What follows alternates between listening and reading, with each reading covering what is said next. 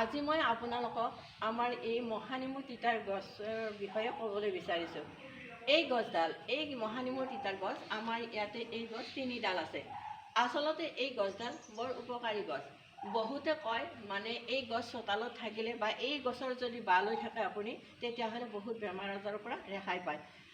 কথা হ'ল কি, এই গছডাল আমি যেতিয়া আমাৰ ল'ৰা ছোৱালীবিলাকৰ বসন্ত ওলায়, আই ওলায়, নাইবা গাত যদি কিছুমান সৰু সৰু বুৰবুৰীয়াৰ নিচিনা কিছুমান ঘাঁ পৰা হয়, তেতিয়াহ'লে এই মহানিমৰ পাত যদি আমি গৰম পানীত তিয়াই লৈ সম্পূৰ্ণ গাটো ধুই দিওঁ, তেতিয়া আমাৰ কি হয়, সেই ল'ৰা ছোৱালীবিলাকৰ বেমাৰ আজাৰবিলাক কমি যায়।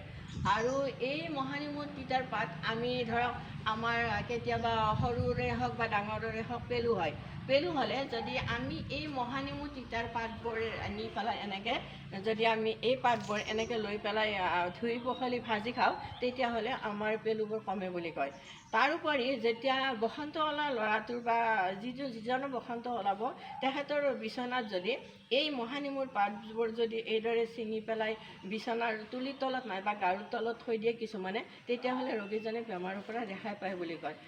তাৰ উপৰিও কথা হ'ল কি, আমাৰ কিছুমান চাউল থাকে যিবিলাক আমি ধামাত চাউল ভৰাই থওঁ, সেই চাউলবোৰ ভৰাই থোৱা ধামাত কেতিয়াবা আমাৰ পোকে ধৰে।